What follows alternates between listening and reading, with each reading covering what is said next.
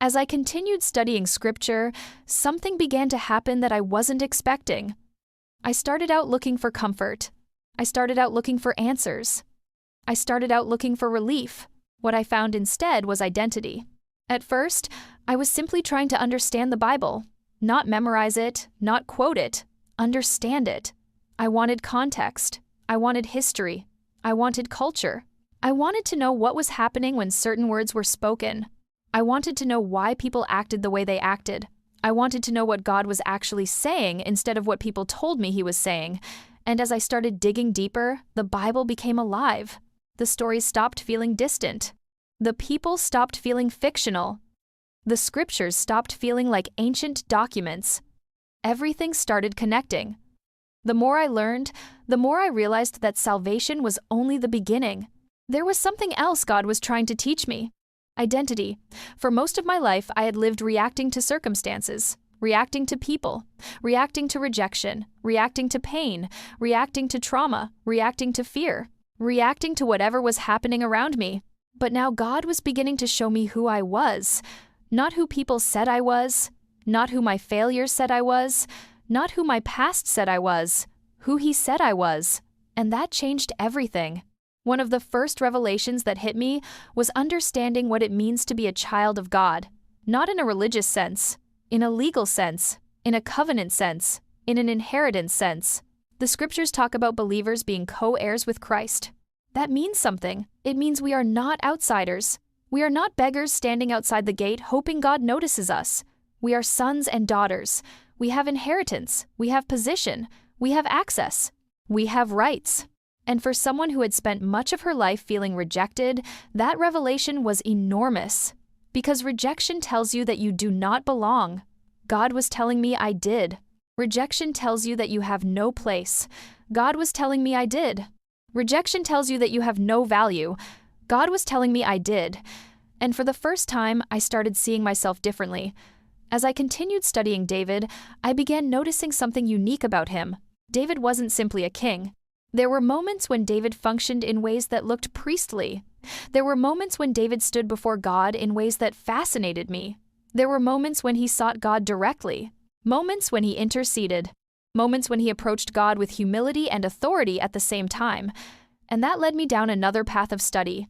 I began studying priesthood. I began studying kingship. I began studying Melchizedek. I began studying Jesus. I began studying authority. I began studying government, not earthly government, kingdom government, and suddenly pieces started coming together. I realized that every believer has responsibilities, not just blessings, responsibilities. There is stewardship, there is authority, there is accountability, there is jurisdiction, there are things we are called to govern. And the first territory I realized I had to govern was myself, my body, my mind, my speech, my decisions, my boundaries, my environment, my life. I started realizing that if Christ was king, then I needed to stop living like a victim. That did not mean becoming arrogant. It did not mean becoming prideful. It meant becoming responsible. There is a difference. I started seeing myself differently. I began understanding that I had authority over what entered my life, authority over what remained in my life, authority over what I allowed to influence me. And this led to some very difficult decisions. Some people had to go. Some relationships had to end. Some environments had to be abandoned. Some conversations had to stop. Some doors had to close. Not because people were necessarily evil, but because they were not helping me become who God was calling me to become. One of the hardest realizations I had was that I did not have mighty men around me.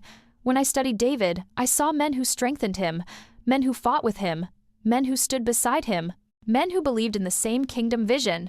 When I looked around my own life, I realized many of the people around me were connected to who I had been, not who I was becoming. That was painful, very painful, because growth sometimes requires separation, and separation can feel like loss. But God was teaching me something. Not every relationship is covenant. Not every relationship is assignment. Not every relationship is meant to continue forever. Some relationships are seasonal. Some relationships are instructional. Some relationships reveal where you have been. Others help you reach where you are going. At the same time, I began studying concepts like the courts of heaven, the legal nature of covenant, the power of intercession, the responsibility of presenting matters before God. And while I know many believers understand these concepts differently, what I discovered personally was that prayer was more than asking. Prayer was participation. Prayer was partnership. Prayer was alignment. Prayer was learning how to bring earthly situations before a heavenly king. The more I studied, the more I began understanding that identity is not something you invent. Identity is something you receive. God tells you who you are, and then your life gradually learns how to walk in that truth. I began seeing myself as someone who had responsibility. Responsibility to guard my heart. Responsibility to guard my mind. Responsibility to guard my spirit. Responsibility to steward what God was teaching me. Responsibility to stop negotiating with things that were destroying me. That was a major lesson. Stop negotiating. Stop bargaining. Stop making peace with things that God never asked me to tolerate. There were places where boundaries had to be established. Places where authority had to be exercised. Places where decisions had to be made. And many of those decisions were difficult. But they were necessary, because identity always requires action. You cannot claim authority while living without boundaries. You cannot claim kingship while refusing responsibility. You cannot claim inheritance while rejecting stewardship. And slowly, over time, I began understanding that God was not simply delivering me, He was rebuilding me. He was teaching me who I was. Not according to my past, not according to my mistakes, not according to my wounds, according to Him. And that identity would become absolutely critical, because what came next was warfare, real warfare, not theoretical warfare, not church language, not Christian slogans. The kind of warfare that forces you to decide what you actually believe. And David was about to teach me another lesson. Not how to worship, not how to lead, not how to govern, how to fight.